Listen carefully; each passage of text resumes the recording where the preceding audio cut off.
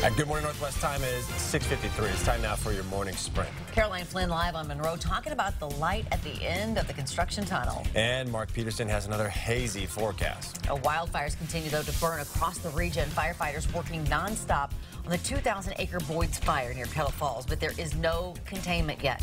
3 homes have been destroyed. Hundreds of others are in danger.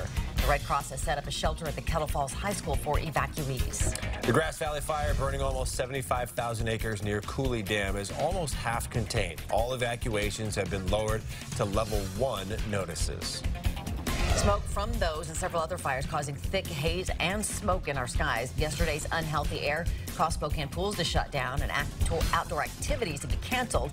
Today's air not looking much better at all. Many areas in Washington still considered unhealthy this morning, as shown by the red dots here. Almost all of Idaho's panhandle is dealing with similar air conditions. Experts expect the smoke to stick around at least through the week. And we take a look at some of the updated numbers. Yes, we are still in the unhealthy, according to SpokaneCleanAir.org. You're going to be able to track that by going to KXLY.com. Over the next 4 days, gang, we don't see a lot of change. It's going to be hazy. It's going to be warmer, 87 today. Low to mid-90s Wednesday, Thursday. A bit of a break Friday, and we could see a 20% chance of a shower. Our high expected 90. We'll have extended into the weekend coming up. And the North Monroe revitalization project is still ahead of schedule by 3 weeks. And if they continue to not hit any roadblocks, we could see construction end even earlier. But right now, we're getting a peek at what is to come. Look at these wide sidewalks. This is going to be all over the corridor, as well as these street lamps and tree grates. Also, facade improvements to businesses like Waffles Plus to my right. You're encouraged to come on down to get a look for yourself and, of course, support local businesses here. One man who was shot and killed in a global credit union in Coeur d'Alene Saturday was the branch's former manager. Police say 34-year-old Joshua Martz walked into Global wearing a motorcycle helmet and showed a gun. The security guard drew his weapon and shot at Martz, who collapsed and died. The credit union's president said Martz walked off the job last month and that armed security guard was working on Saturday because employees believed Martz could be a threat.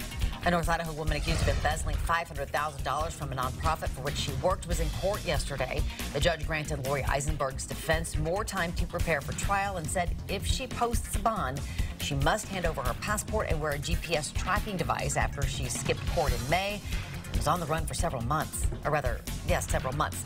Eisenberg is also under investigation for her husband's suspicious death. A new Spokane police report shows property crime is down. The numbers show a 12% decrease in home burglaries and a 10% dip in commercial burglaries. Police say thanks to reports from the public, they've been able to put more patrols in certain crime hotspots. As for the bad news, the numbers show violent crime is on the rise. You can read that full report, though, on KXLY.com. The Los Angeles Times is taking notice of Spokane's growth. The LA Times ran a story this weekend entitled Spokane, Washington Sheds Its Sleepy City Image. It's about how people are moving here for a better quality of life, especially from Seattle and other big cities. The LA Times has nearly 2.5 million weekend subscribers. Well, it's time to start thinking about school, which means it's time to get school supplies. But for many families, this time of year can be especially stressful with all the added expenses. So several organizations are here to help. The Salvation Army of Spokane will give away 5,000 backpacks filled with school supplies at their headquarters tomorrow. That's at 222 East Indiana, starting at 8 o'clock in the morning. But if you can't make it tomorrow, you can stop by the West Central Community Center on Monday. They'll be giving out free back-to-school supplies sponsored by the General Store. Coming up next on Good Morning America, just days after a man stole a plane from SeaTac, a similar scare in Utah. This time, investigators say the stolen plane was deliberately flown into a home. And 22 people now confirmed dead in a bridge collapse in Genoa, Italy. GMA will have the very latest on the tragedy.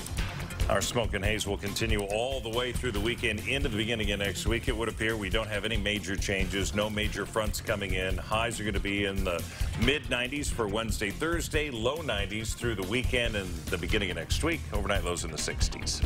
Find something fun to do indoors, maybe, huh? That's right. Indeed. GMA starts right now. See you throughout the morning.